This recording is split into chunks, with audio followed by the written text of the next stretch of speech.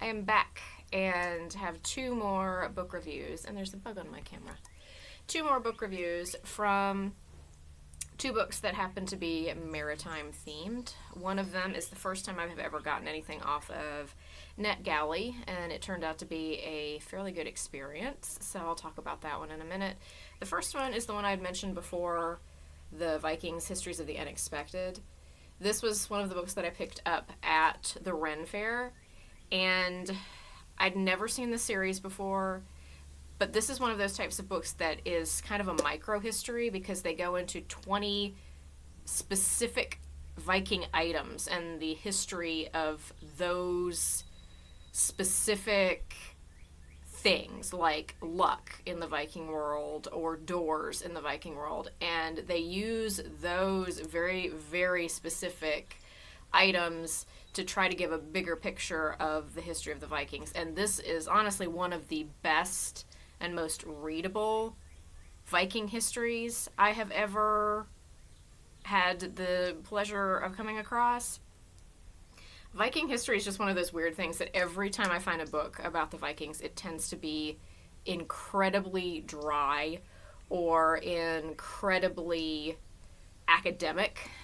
And that's always sort of a problem because everybody's thinking like the History Channel's version of the Vikings and that it should be all of this really exciting type of stuff. And the books I tend to find on Viking history don't tend to be that way. And I actually struggle to find a lot that are really in-depth, recent books about Viking history. It's a weird... You'd think there would be more than there actually are. And I don't know if that's just because the history is so difficult to deal with because of sort of the intrinsic nature of Viking culture and the fact that Vikings weren't even really one whole culture. It was a bunch of different ones from a lot of different areas. So you're talking about a bunch of different histories when you really get into it. I'm not sure if that's the case, but being that there is so much interest in Vikings, I've always wondered why there were not a lot more history books about them. This one is great, though. If you can ever find somewhere to pick this one up, this one is fabulous, and it gives a very good overarching picture of Viking history just through about 20 artifacts from them. A vulture just landed in a tree next to me. The dangers of filming outside. The other book that I read was from Net Galley, so this one is not published yet.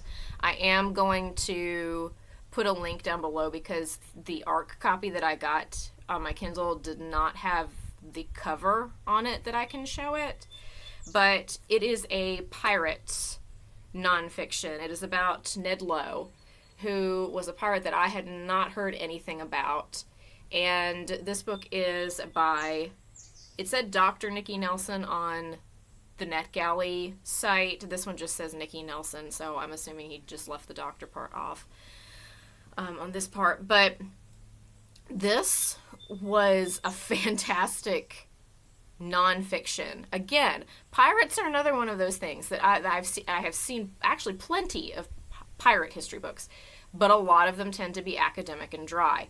And this one was not. This one gave a real feeling of place during this time period and how life would have been and what these men would have been faced with, and then give a really, really in-depth history of Ned Lowe, who was a pirate that in a very short amount of time that he was actually practicing, a lot happened.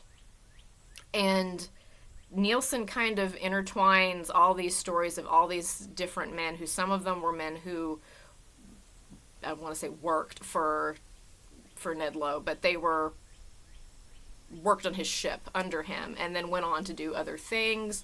Some of them was very much about the fact of the people he captured and didn't want to have anything to do with being on the ship and really wanted off of this ship, but they were sort of press ganged into working for the pirates, and this whole sort of weird dynamic of all that.